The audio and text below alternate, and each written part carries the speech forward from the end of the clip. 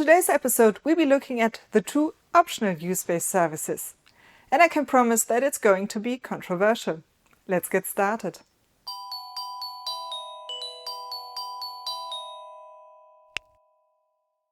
As a reminder, up to 6 use-based services can be provided in a use-based airspace. However, only 4 of these are mandatory. This means that these services are available in every designated use-based airspace. We covered the 4 mandatory use-based services in part 1. If you missed the episode, you can find a link to the video up here.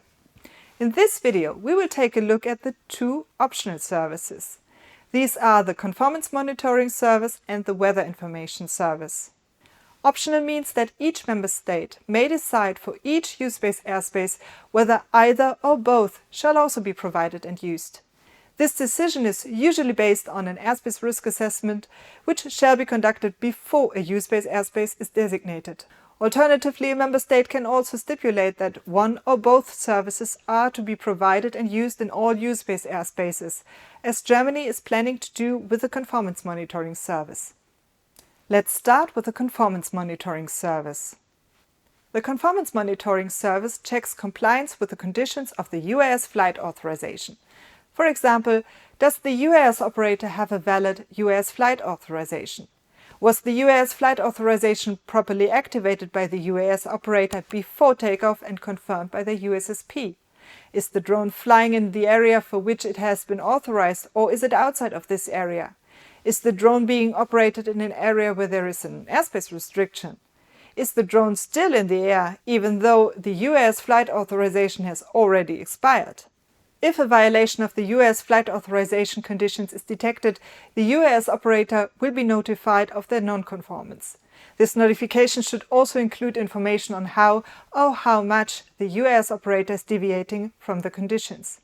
In addition, all other UAS operators who operate their drones in the vicinity of a non-conformant drone will be informed accordingly by their respective USSP. If there is a risk to manned aviation, the responsible air traffic control unit shall also be informed of the non-conformant drone. The second optional use-based service is the Weather Information Service. Weather has a significant effect on flight operations. It determines whether UAS operations can be conducted or not. Strong winds, freezing temperatures and heavy rains are not necessarily the best conditions for flying. Remote pilots are legally obliged to ensure that UAS operations can be conducted safely before and during flight, and weather plays an important role here. This is stated somewhat convoluted in the Implementing Regulation 2019/947. For operations in the open category, remote pilots must operate the UAS in accordance with manufacturer's instructions provided by the manufacturer, including any applicable limitations. For operations in the specific category, remote pilots must ensure that the operating environment is compatible with the authorized or declared limitations and conditions. This means that remote pilots must ensure that their drones are only operated in those weather conditions specified by the manufacturer for the respective unmanned aircraft. This usually applies to temperature ranges, wind and precipitation. This means that, like with manned aviation, remote pilots must obtain weather information for the planned operation as part of their flight preparations. In this respect, a corresponding service within the framework of use-based would of course be useful. Weather information shall be provided by trustworthy sources. According to the AMCGM, these authoritative sources can be organizations formally recognized by the member state, like meteorological service providers certified in accordance with Regulation 2017/373. However, non-authoritative sources may also be used. In this case, USSP that use weather information from such providers must verify and validate this provider to ensure that the data quality requirements are met. Weather information includes, among other things, information on wind, temperature, and similar. The pros among you will have recognized that this is information usually provided in a META, a meteorological aerodrome report.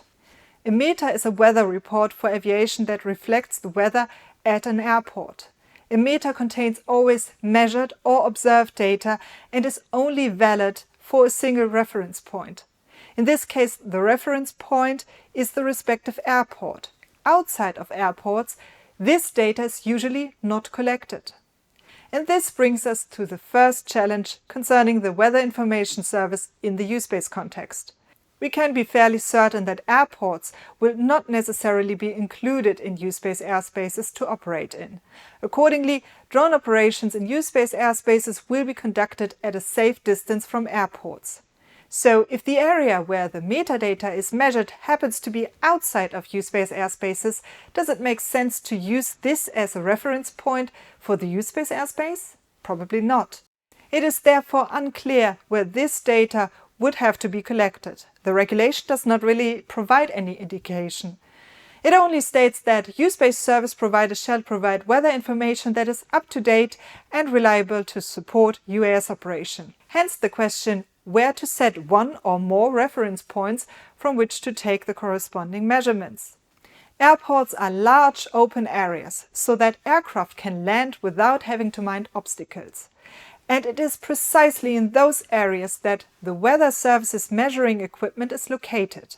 U-space airspaces, on the other hand, are to be designated particularly in urban environments, and these areas are anything but obstacle-free.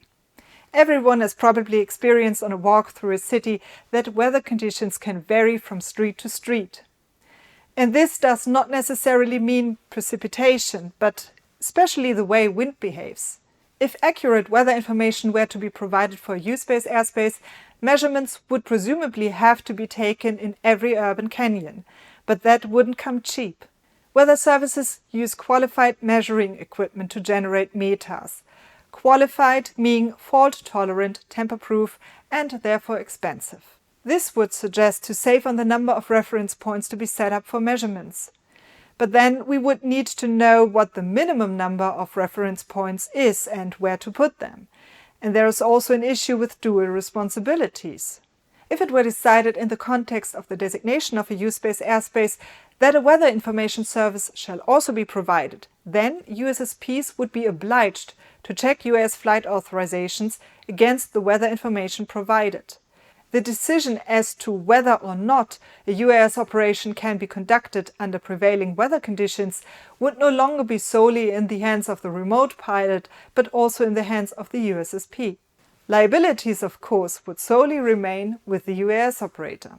In this respect, it is quite relevant where the measuring stations are located within a U-space airspace and that they provide weather information in adequate quality. Because remote pilots are never exempt from the requirement to obtain information about weather conditions, not even in U-space airspaces, member states should carefully consider whether arbitrary weather information services in U-space airspaces provide any added value in terms of safety and economy. These were the two optional U-space services. If you have any questions about these or other topics, please feel free to write them in the comments below. Thanks for watching and see you in the next video. Bye!